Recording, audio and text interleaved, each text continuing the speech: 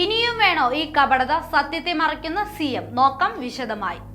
ഇനിയും സഹിക്കണോ സഖാക്കളെ ഈ കേന്ദ്ര അവഗണന എന്ന കപട മുദ്രാവാക്യമാണ് CPM അണികളെ പഠിപ്പിക്കുന്നതും ജനങ്ങളെ ഏറെക്കുറെ പഠിപ്പിക്കാൻ ശ്രമിക്കുന്നതും. കേന്ദ്ര സഹായം എന്നേക്കുമായി വെട്ടിച്ചുരുക്കാൻ പോകുന്നു എന്നതാണ് ഈ വാദം കൊണ്ട് ഉദ്ദേശിക്കുന്നതെന്ന് ചുരുക്കം.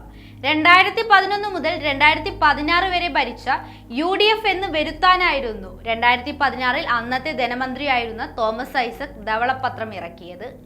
അതിലൊരു കാര്യം വ്യക്തമാക്കാൻ തോമസ് ഐസക് ശ്രമിക്കുന്നുണ്ട്. 14ാം ധനകാര്യ കമ്മീഷൻ ശുപാർശ പ്രകാരം കേന്ദ്രത്തിൽ നിന്നുള്ള ധനസഹായം വർദ്ധിച്ചിട്ടും കേരളത്തിന്റെ റവന്യൂ വരുമാനത്തിൽ വർധനവ് വന്നിട്ടില്ല. അപ്പോൾ ആരാണ് YV റെഡ്ഡിയുടെ നേതൃത്വത്തിലുള്ള 14ാം ധനകാര്യ കമ്മീഷൻ നടപ്പിലാക്കിയത് എന്ന ചോദ്യം ഉയരുന്നു. 2014 കേന്ദ്രത്തിൽ അധികാരത്തിൽ വന്ന നരേന്ദ്രമോദി സർക്കാരാണ് 14ാം ധനകാര്യ കമ്മീഷൻ നടപ്പിലാക്കിയതും കേന്ദ്ര വിഹിതത്തിന്റെ 32% പകരം 42% സംസ്ഥാനങ്ങൾക്ക് വീതിച്ചു നൽകാൻ തുടങ്ങിയതും.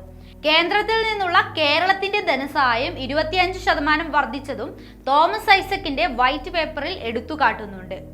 അങ്ങനെയെങ്കിൽ കേന്ദ്രവിഹിതം ലഭിക്കുന്നില്ല, കേന്ദ്രത്തിൽ നിന്നും കടമെടുക്കാൻ സാധിക്കുന്നില്ല തുടങ്ങിയ ഇടതുപക്ഷ ഗവൺമെന്റിന്റെ വാക്കുകൾ പൊള്ളയാണെന്ന് അല്ലാതെ വേറെന്താണ് ഇതിനെ പറയുക?